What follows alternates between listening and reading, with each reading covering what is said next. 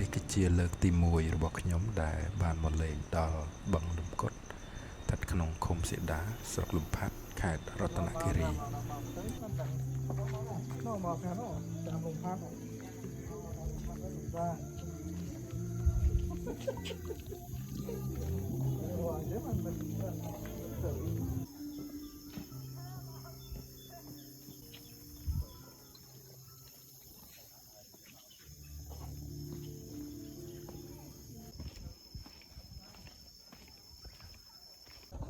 បឹងនេះ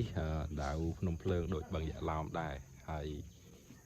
វានៅក្នុងឃុំសៀដាជីមករឿងឆ្ងាយដែរបឹងនេះមានរយៈចម្ងាយប្រហែលជា60គីឡូម៉ែត្រពីក្រុងបានលុងយើងអាចធ្វើដំណើរតាមស្រុកបកែវក៏បានដែលមានចម្ងាយប្រហែលជា56គីឡូឬយើងអាចធ្វើដំណើរតាមស្រុកលំផាត់ដែលមានចម្ងាយប្រហែល59គីឡូ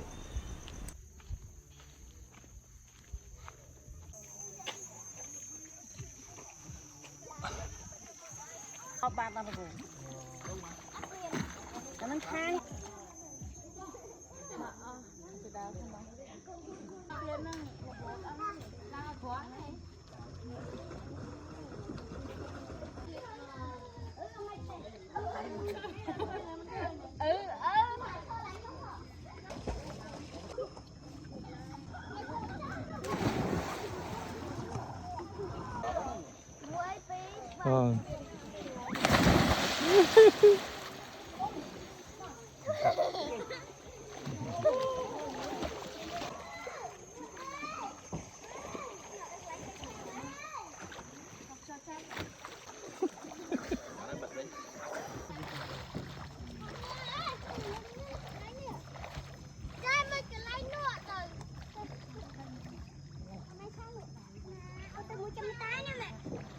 បាត់បានទៅលេងខ្ញុំមានថៃទីមិនលុយណាខ្លាចឯលុយទេចុងលុយណាតាមណាអូមព្រះ